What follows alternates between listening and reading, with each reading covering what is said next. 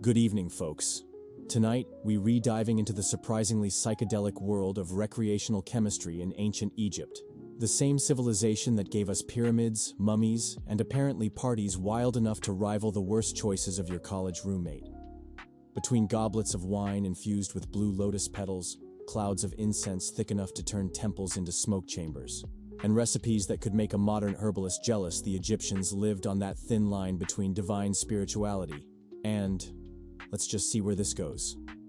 But before we start, thank you for tuning in and for all the positive messages.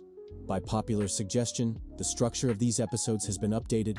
Now, you'll get 3 longer stories and 2 shorter ones in every video. So if you're enjoying this channel, drop your thoughts in the comments. It really helps this project grow.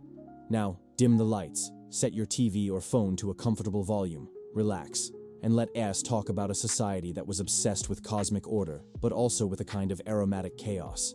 Let's begin with ancient Egypt's most famous botanical trick, the blue lotus. You've probably seen it in tomb paintings, those elegant petals often held up to the noses of pharaohs, or casually waved around at banquets, like some ancient version of a fashionable accessory. But here's the catch. The blue lotus wasn't just decorative. The Egyptians believed it had sacred properties. And yes, mildly psychoactive effects. In other words, it could get you just a little high. The method was simple. Take the dried petals and soak them in wine for a while, sometimes for days. Then drink the infusion during festivals, ceremonies, or, let's be honest, whenever you wanted to tune out the sound of 200 people chanting hymns at maximum volume. The result? A light, dreamy euphoria. Not enough to make you forget your own name, but enough to make pyramid building feel like a fun group project. Of course, the Egyptians didn't call this getting wasted. They called it communing with the gods. The blue lotus was strongly associated with rebirth and the sun god Ra, which made it perfect for temple rituals and funerary ceremonies. Holding the flower to the nose symbolized inhaling divinity itself. And let us be real. It was probably also a great way to relax after a long day of ruling the Nile Valley. You'll see the lotus everywhere in Egyptian art. Pharaohs are often depicted holding it. Banquet guests passed it around like some sort of floral peace pipe. And even mummies were decorated with it to prepare them for the afterlife. The logic seemed to be, if we're traveling to eternity, we better stock up. But the lotus wasn't just ceremonial. It was party fuel. Infused wine made the music louder, the dancing freer, and the hieroglyphic poetry, well, let's just say, slightly deeper. Picture this. A crowd under the stars, sipping lotus wine, feeling as light as papyrus swaying in the desert breeze. For the Egyptians, that was spiritual fulfillment. And also, let's admit it, an excellent night out. Now, there are religious holidays, and then there's the festival of drunkenness. The ancient Egyptian version of saying, let us black out in honor of not being wiped off the face of the earth. Subtle name? Not at all. Necessary? Absolutely. This annual celebration was dedicated to the goddess Hathor, who, according to myth, was once sent to punish humanity. And when I say punish, I mean full-blown apocalyptic rampage, a massacre that would make a disaster movie director blush. But here's the twist. After Hathor unleashed chaos, the other gods had second thoughts. Maybe humanity had suffered enough. So, in a divine prank, they tricked her into drinking red beer that looked like blood. Hathor chugged it, blacked out, woke up hungover, and voila, mass extinction cancelled, all thanks to one epic bender. To commemorate this heroic blackout, Egyptians gathered once a year to get absolutely wasted. Not metaphorically, not spiritually, literally. The goal wasn't just to drink, it was to drink until you reached a trance-like state of wine-induced delirium. Poetic, yes. But practically speaking, it often meant collapsing face first into a mud brick courtyard while strangers shouted praises in between hiccups. The ritual kicked off at sunrise with music, clapping, and ceremonial passing of drinks. Priests didn't exactly encourage moderation. In fact, their message was basically, drink as much as your heart desires, which, let's be honest, is less of a blessing and more of a dare. The streets filled with drumming, dancing, and visions of the goddess herself. Whether people actually saw Hathor, or just the blurry side of a clay jar remains up for debate. But the point wasn't chaos for chaos's sake. Maybe it was mostly chaos. But beneath the madness, there was symbolism. honoring the balance between destruction and joy, reminding everyone that even furious gods could be calmed with strong enough booze. Think theology mixed with a drinking game, where blacking out was not only allowed, it was holy. And no awkward conversations the next day. Passing out wasn't shameful, it was sacred. If you didn't black out, people suspected you were spiritually defective. What's wrong, Imhotep? Don't you love the gods? Why are you still standing upright? Modern researchers describe the festival of drunkenness as a ritual of renewal. Participants purged fear, inhibitions, and probably the contents of their stomachs in one divine, state-sanctioned party. The morning after brought headaches, regrets, and maybe a scar shaped like Anubis, but also a sense of spiritual cleansing. Forget everything you know about beer. Forget golden bubbles, frothy heads, or anything remotely resembling the crisp pint you'd order at a bar. Ancient Egyptian beer was different. Imagine something halfway between soup, porridge, and regret. It was thick, cloudy, and alarmingly lumpy, served with a consistency that would confuse both your bartender and your dentist. Historians call it beer, but honestly, liquid bread is more accurate, because that's basically what it was. Bread in a cup. The recipe? Start with emmer wheat bread, partially baked, so it's kind of doughy and gross, then soak it in water, mash it up, let it ferment, and voila. You've got yourself a sludgy, mildly alcoholic carb bomb. And here's the thing. Everyone drank it. Farmers, priests, scribes, even kids. In a world filled with desert heat, crocodiles, and back-breaking public projects, beer was survival. It wasn't just a drink, it was nutrition. A calorie-packed, slightly intoxicating smoothie that kept you alive when water could literally kill you. Because Nile water, that was a bacterial lottery. Beer, on the other hand, had been boiled, fermented, and spiced. It was safer, more reliable, and definitely more fun.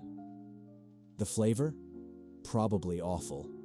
But if you're living in 1300 BC, sunburnt, covered in sand, and praying not to die of dysentery, a warm bowl of beer porridge was fine dining? And the alcohol content? It wasn't exactly craft IPA strong, but the Egyptians made up for it with quantity. Workers on the pyramids didn't get paid in coins. They got daily rations of beer, liters of it. Imagine hauling 2-ton limestone blocks all morning while slightly buzzed, fueled by liquid bread. And somehow, the pyramids still got built. Which is honestly proof that tipsy teamwork is underrated. Next time you can't meet a deadline with a cappuccino in hand, just remember, history's greatest monuments were raised by people working on a light beer buzz. But beer wasn't just fuel, it was customizable. Egyptians often spiked it with herbs, fruits, and other, let's say, creative additives. Want to commune with the gods? Toss in some mandrake root. Need to forget the priest's sermon about cosmic order? Add fermented dates and hope for the best. It was both a beverage and a playground for ancient mixologists. The result was a drink that could nourish you, get you tipsy, or, depending on the recipe, send you into a very weird conversation with your own sandals. And just to complete the image, no glass bottles, no frothy heads, no golden sparkle. Just clay jars, reeds used as straws, and a national commitment to ignoring the texture in your mouth. So, next time you take a sip of a cold, refreshing beer, give a little toast to the Egyptians, because they were chugging down warm, lumpy bread soup and calling it civilization. All right, let's set the mood. Because what's a party or a temple ritual without a little atmosphere? Enter Kyphi, the legendary incense of ancient Egypt. This wasn't your average stick of sandalwood from a yoga shop.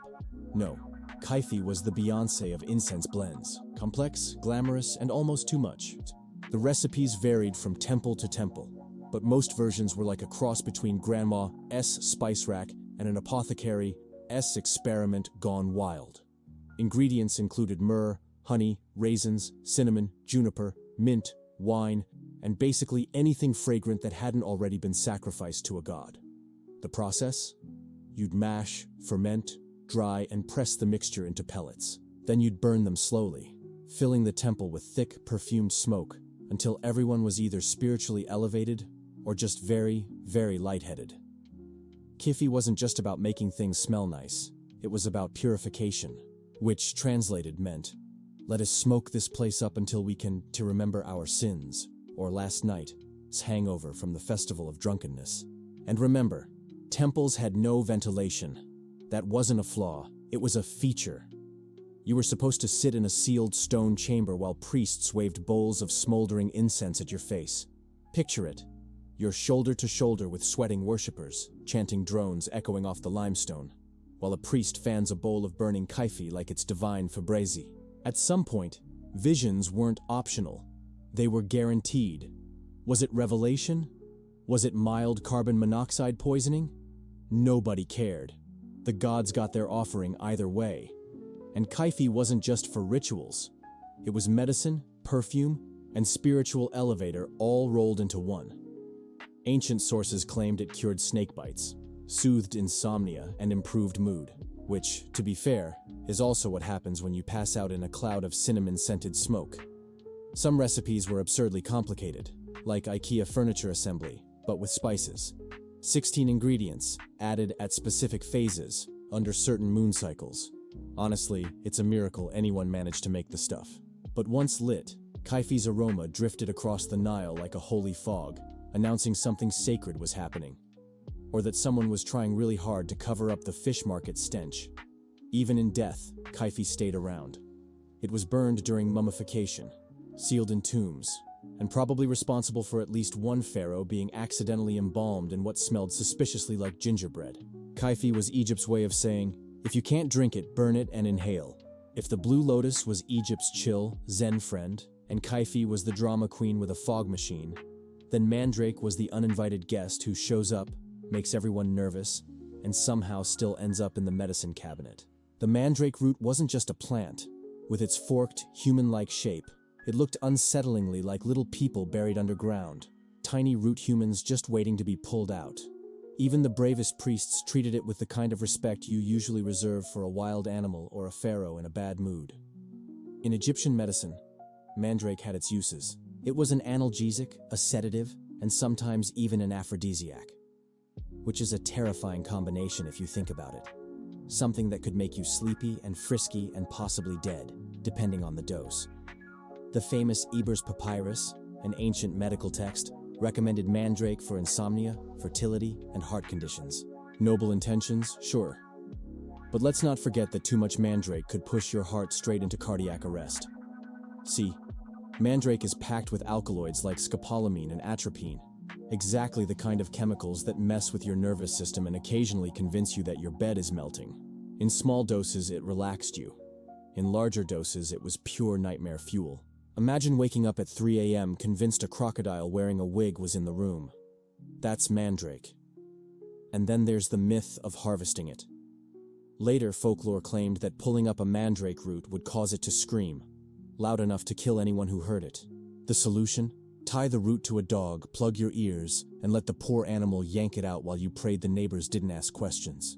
Now, we don't know if the Egyptians actually tried this death scream harvest method, but given their flair for dramatic rituals, it wouldn't be surprising.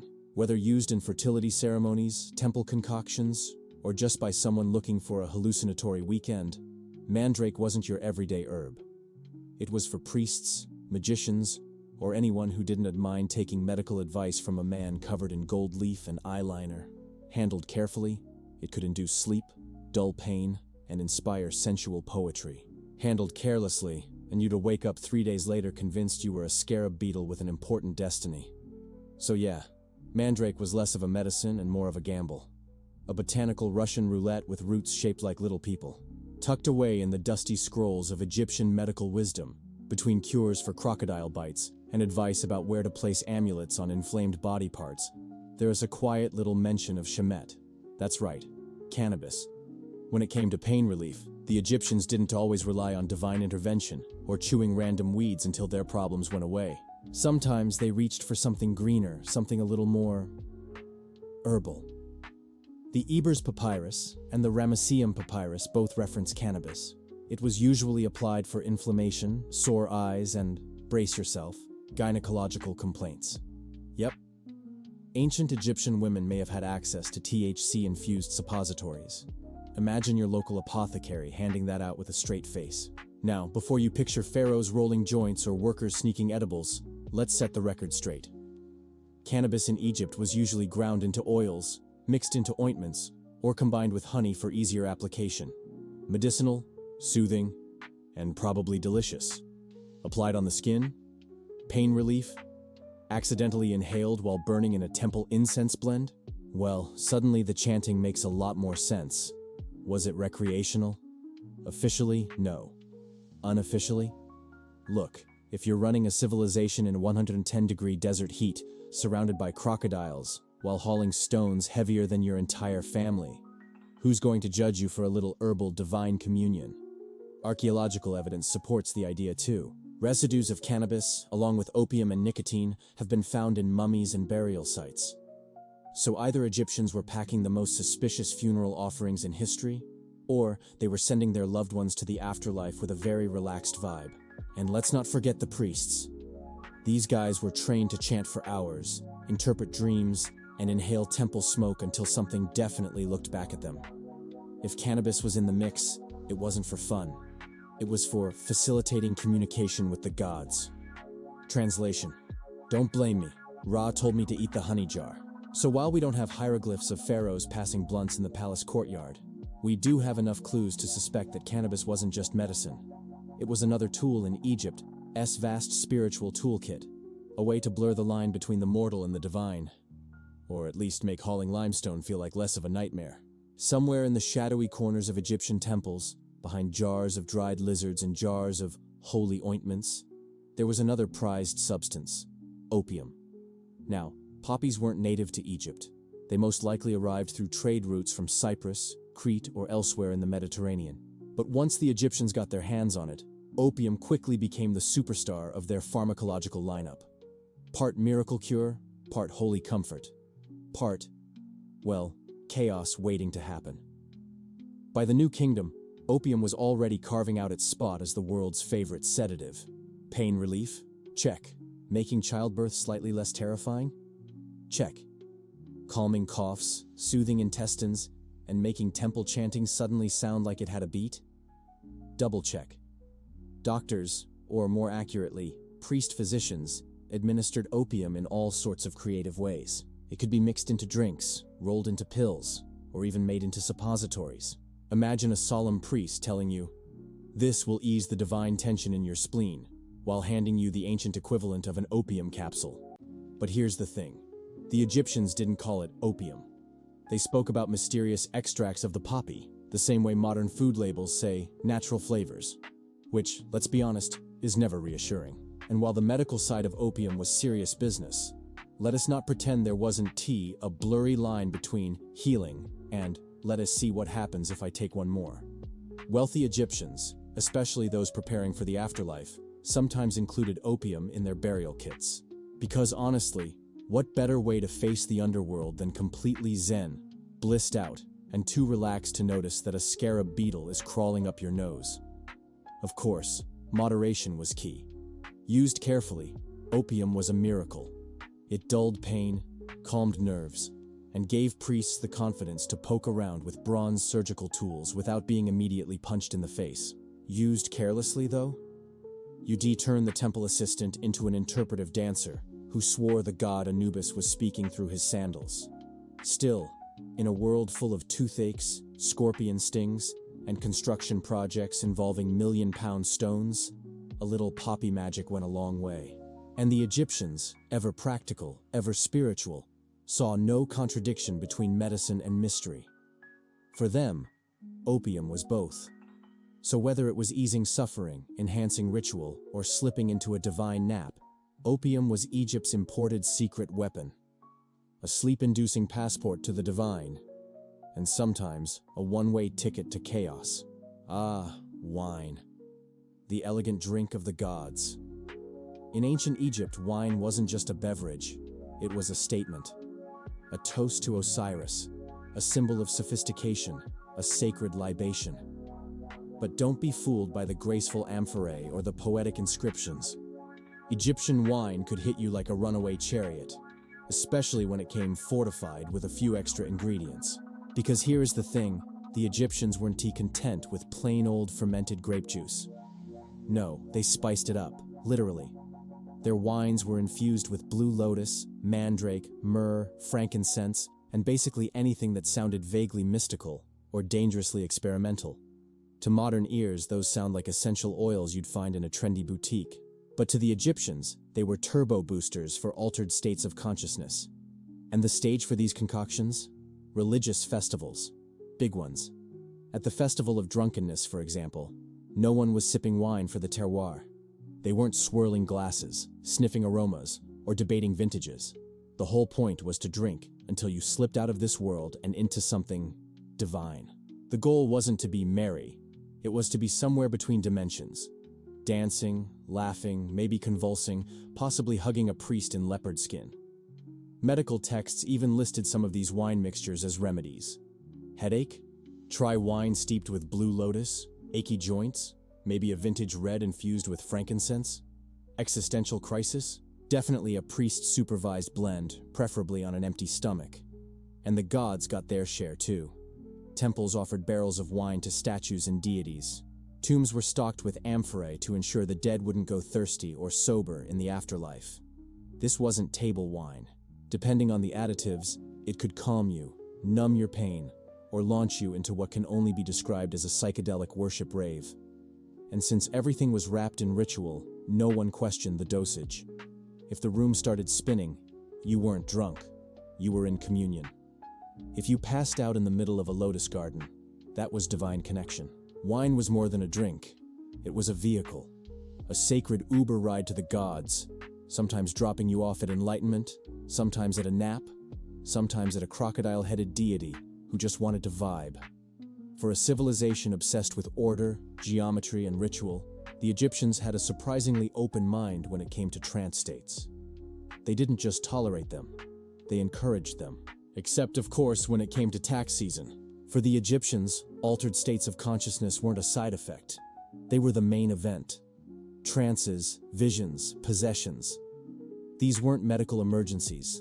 They were job descriptions. Picture this. You're at a temple ceremony. The drums are pounding. The chants are echoing. The air is thick with Kyphi smoke and spiked wine. Suddenly, a dancer collapses, shaking, eyes rolling back, voice dropping into something that doesn't sound human. Do people panic? Call for help? Nope. They applaud. Because in ancient Egypt, that wasn't a seizure. It was Hathor showing up to crash the party. Priests and priestesses were literally trained to be divine Airbnb hosts, welcoming gods into their bodies during rituals. That meant altered voices, dramatic movements, and sudden cryptic one-liners delivered while staring intensely at a flame. Basically, ancient performance art, only it was considered holy, and this wasn't a rare event. For some temples, it was just another Wednesday. To outsiders, it might have looked like mass hysteria or a synchronized fainting session. But for the Egyptians, this was communication with the divine. Sometimes the messages were advice, sometimes they were warnings, and sometimes the god just wanted more cake. These possessions weren't always voluntary either. There are accounts of ordinary people suddenly convulsing, trembling, and shouting nonsense after too much incense and too little sleep. Was it divine revelation, or just what happens when you spend 4 hours in a smoke-filled stone cube? Scholars are still debating. At the end of a trance, the possessed would return to normal, sweaty, disoriented, maybe drooling on the temple floor. The ritual usually ended with applause, a sip of sacred wine, and, if you were lucky, a discreet nap behind a pillar. To modern eyes, it might look like theater mixed with heat stroke. But to the Egyptians, it was the ultimate spiritual high, the moment when the divine slipped across the stone veil to deliver some cryptic wisdom, or just complain about the tambourine rhythm. You'd think that once you died, your party invitations would stop coming. But in ancient Egypt, not at all. Death was less of a goodbye and more of a change of address. The Egyptians didn't just respect the dead, they included them in the social calendar.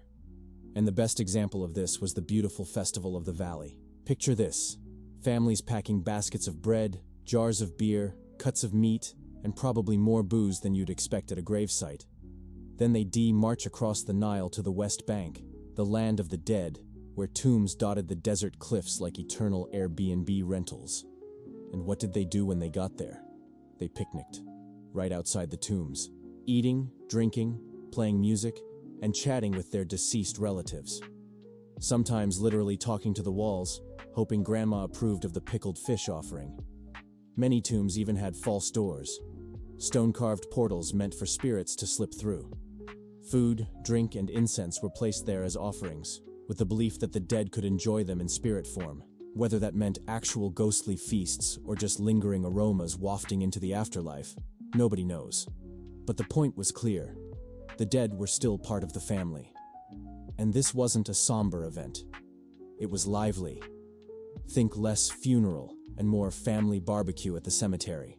There was music, drinking, incense, laughter, sometimes tears, and probably at least one person who got too drunk and sat on the sacred offerings. People even slept in tombs during the festival, hoping for dream visits from their ancestors. Imagine dozing off on a stone floor and waking up convinced Great Uncle Horm told you to stop lending money to your brother. Divine financial advice, straight from the beyond. For outsiders, it might have looked creepy, even macabre. But for the Egyptians, it was perfectly logical. Life and death weren't opposites. They were a continuum. If Uncle Horm wanted to join the party through divine osmosis across a stone wall, who were you to say no? And let's be honest, with all the incense smoke, wine, and late-night chanting, it was sometimes hard to tell whether you were talking to your ancestors or just a very confused priest. Even in a world where Blue Lotus was medicine and beer was breakfast, there was one eternal truth. What goes up must come down. And yes, the Egyptians got hangovers. The ancient texts don't exactly spell it out. Nobody wanted to chisel hieroglyphs of, "Ouch, my head hurts," into stone. But the medical papyri give us some pretty strong hints. Remedies for headaches, stomach cramps, nausea. You can almost hear the subtext. This is for when you v overdone it at Hatherite's party. What were the cures? Honey, herbs, rest. And sometimes just lying down and pretending you were communing with the gods. Honestly, the ultimate excuse. I didn't black out. I was spiritually elevated. Priests even prescribed ritual cleansings for those truly suffering, which usually meant cold Nile water dumped on your head and a stern lecture about moderation that no one remembered the next day. And for the unlucky, there were purges. Tonics designed to make sure your body expelled every ounce of sin, wine, and regret from both ends. Imagine drinking something that tasted like remorse while a priest assured you, "This will restore your balance." Minutes later, you'd be doubled over. Spiritually empty, physically emptier. Balance restored. Of course, priests themselves usually fared better. They had training, status, and acolytes to carry them home when needed. The average villager? He woke up with lotus petals in his hair, sandal marks on his face, and a nagging question. Did I dance with a god last night? Or just a guy who took his role way too seriously? But no matter how brutal the morning after, nobody swore off the rituals. Because spiritual enlightenment, even when paired with pounding headaches and questionable choices, was addictive. The Egyptians believed these excesses weren't shameful, they were holy. The hangover was just the divine price of admission. And so they kept drinking, smoking, chanting, and purging, balancing cosmic order with very human chaos. A civilization that built eternal monuments while living half in the world of the living, half in the haze of incense and wine. Because for the ancient Egyptians, the path to the gods wasn't always paved with stone. Sometimes it was paved with smoke, song, and one hell of a hangover.